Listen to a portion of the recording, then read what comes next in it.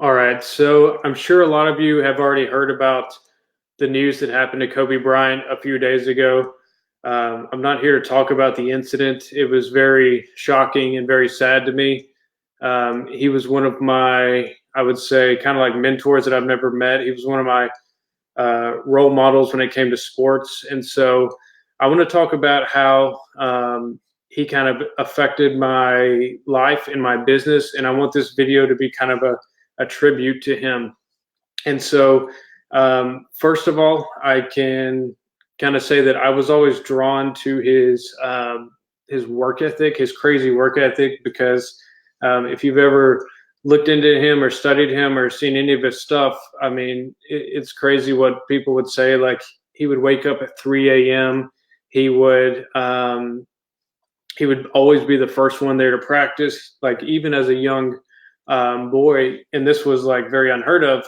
His dad sent him tapes of basketball games, and he would just sit there and watch film over and over again, and just like learn the game from a young age. And so, always very dedicated. And so, I feel like I'm not saying I have his work ethic, but I always feel like I have a hard work ethic, and so that's why I was drawn to the stuff that he does and his work ethic. But for those of you who don't know, I played basketball in high school and middle school, and my dad was my coach, and so sports was always a huge thing in our family. That's what I grew up as. I grew up watching basketball all the time, always at my dad's games, and so I always wanted to be a good basketball player. Well, I remember, I guess, just starting back based on time periods back in middle school.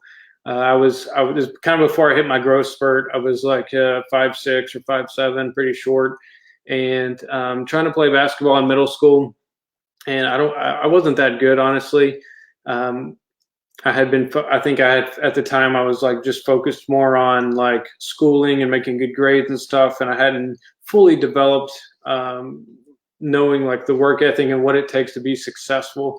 Um, and so I remember one time I stopped getting a lot of play, like I stopped getting a lot of playing time, and so I asked my parents like what I should do, like from their perspective, and they're like, "Well, just go talk to the coach and see what he has to say if he has any kind of improvement plan, or he can tell you areas to improve." And so I went up to him one day after practice, and I was like, "Hey, coach, what can I do to improve to get more playing time?"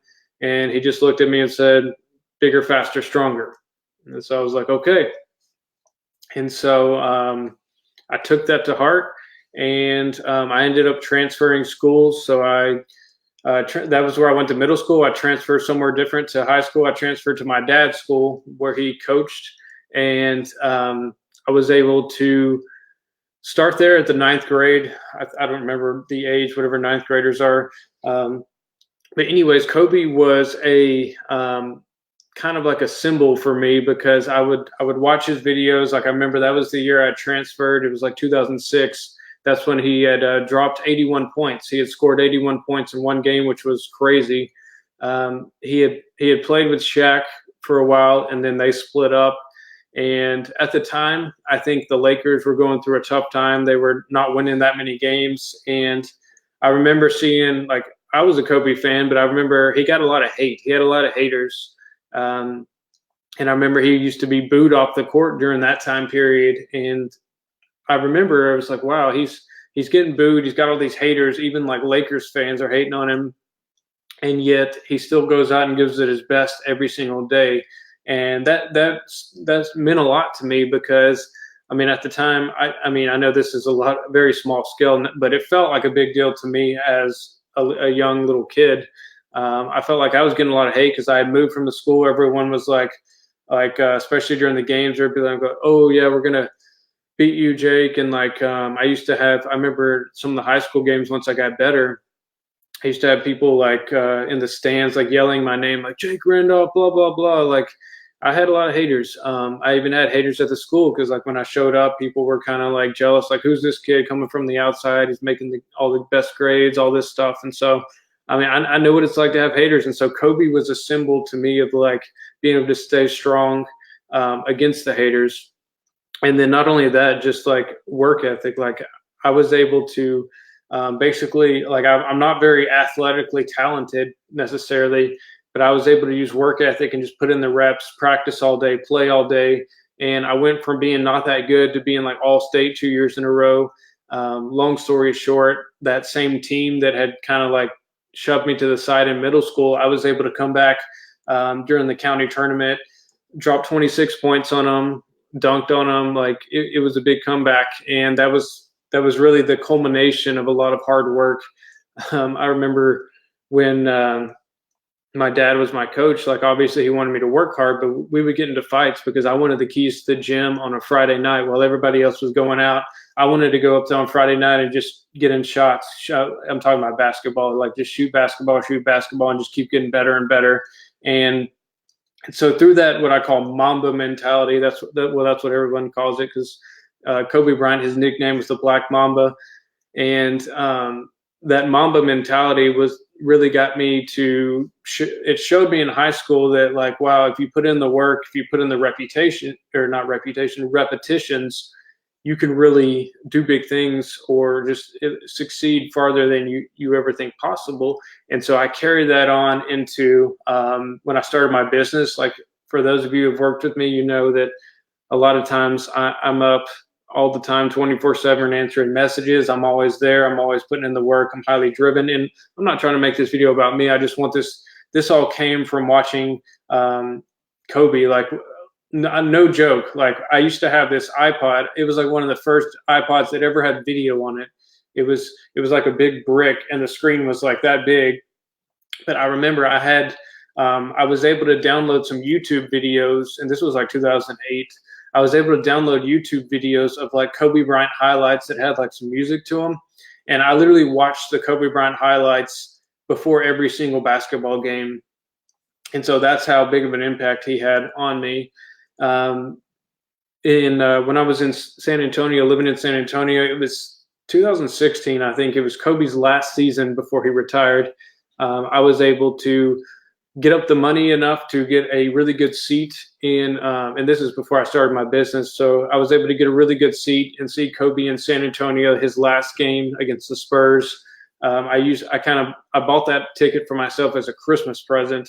And so I was able to see him in person. So I'm very proud. I'm very happy I was able to see him his last season there. It was, to me, that's one of the most magical moments I've ever seen, is like the Lakers and the Spurs are like a rivalry. But whenever he was walking off the court on the fourth quarter, whenever he got taken out of the game at the end, the whole stands of the Spurs, where everybody was just yelling Kobe, Kobe, and I think they were yelling like MVP, like how they do. And it was just like a crazy awesome moment to see in person. I've got some other notes here. Yeah, one thing that also kind of hit me hard when I saw that his plane had crashed is, I mean, besides me being a pilot, and that obviously hits home too, but just like the fact that he, like you don't think about people who, like, it seems like they do everything right, they put their hard work in, they do everything, and then he retires, and then within a few years of retirement, gone. Like, it's crazy to think about, and that's why it's like, okay, we have to enjoy our lives, we have to enjoy the journey, because you don't want to work so hard to get to a certain point only to either never make it to that point in your life, or to go out early, or go out right when you get to that point. And so that's why, like, it's good to have goals. And obviously I'm not saying you shouldn't have goals, but you need to make sure you enjoy the journey getting there, because the journey might be all you have. A lot of times I think we put a destination on a pedestal instead of really enjoying day to day. And so that's kind of the new thing that it kind of hit me, and I'm like, okay, I want to make sure I'm enjoying every day. Like, I enjoy working hard and I enjoy doing this stuff, but I want to make sure I don't get like overly frustrated or overly set on some fictitious or big goal that it's like, okay, I'm only going to be happy if I get to that goal, because that's not how life works. Like, last year I hit one of my huge goals, and it's like, wow, that's great that I hit it, but now what's the next goal? Like, this doesn't make me happy. And so learning to enjoy the journey is something that I'm really trying to do after seeing all this. Let's see. Yeah, I mean, the Mamba mentality, I'm not going to speak much longer, but the Mamba mentality has shaped my business, like being able to, and the thing is, like, everybody can work hard when they're like at the bottom, and it's like, okay, I'm at the bottom, I can only go up from here, I'm going to work hard. I say everybody can, but I had actually had a quote that I really liked from Kobe, and he said, I can't relate to lazy people. We don't speak the same language. I don't understand you. I don't want to understand you. And that's honestly how I feel. Like, I see so many people, it's just like, you're lazy. Um, and that's fine. You do you, but I don't want to relate to you. I can't relate to you because I've got a mission. I've got a motivation. I got to drive, and I'm going to put in the work every day because I enjoy the journey. And just like Kobe said, he wanted to inspire others to be great. Well, that's what that means to me. Is I want to do my best and reach my potential, so I can inspire others to do their best and reach their potential. And for me to, and that's what I was saying earlier, for me to just stop if I have a little success. I think a lot of people, when they get to certain points in their life, they're like, okay, well, I've hit one of my goals, I've hit my milestones, and so now I'm going to be complacent. I'm going to, and obviously we don't say I'm going to be complacent, but that's what happens. It's like, okay, I've done all this, so now I'm going to take it easy a little bit. I'm going to relax. I'm going to retire. I'm going to do all this stuff. Even in Kobe's retirement, like I think it was the owner of Uber, billionaire. He said that Kobe would text him at 3 a.m. about business questions because even though Kobe was retired, he had made it. He was a multimillionaire, famous, all that stuff from basketball. He took his passion and put it into business. And so it was just like 24/7. He was motivated to learn as much about business as he can, to dominate the business industry, to be the best he could, and be a great example to his family. And so that's what I strive to do, is to always be the best that I can, so I can be a good example to my family, to be a good example to everyone. And so that's kind of what the Mamba mentality means to me. That's kind of what Kobe Bryant's life, how it changed mine. And prayers go out to his family. I know I can't imagine how tough it is. But I didn't want to make this video like necessarily about the news or anything like that. I wanted to make this about how he positively impacted my life and business. So if he impacted yours, if you looked up to him, if you had any kind of like mindset shifts or work ethic from seeing how hard he was able to put in and persevere and everything, like, let me know in the comments. I mean, for example, he freaking tore his Achilles tendon, which I hear is the most painful thing, and he still shot 2 free throws.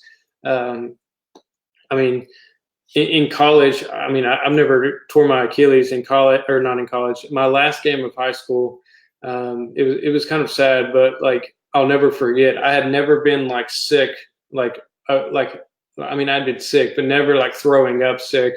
And we had our big like tournament game. And before we got on the bus that day, all of a sudden I started feeling horrible, and I started puking in a trash can, and had like a 102 fever. And that's something that I had never really had before, since maybe I was like a baby. So everyone told me not to play and stuff, but I literally put on a long sleeve shirt, and you can ask any of my family or friends, I always like sweated, and I was like a sweater. But I put on a long sleeve shirt and played that game, and still we almost beat that team. But I mean, just learning to persevere through things because you want something is the number one lesson I think we should all take from Kobe. Like, being able to put your mind to something, and like, even if it's tough, even if it's hard, waking up at 4 a.m., waking up at 5 a.m., putting in the work, doing the research, getting engaged, like just putting everything you have into stuff so that you can inspire others. That is what I hope for everyone. So thanks for watching or listening, and I'll be back on soon. Thanks.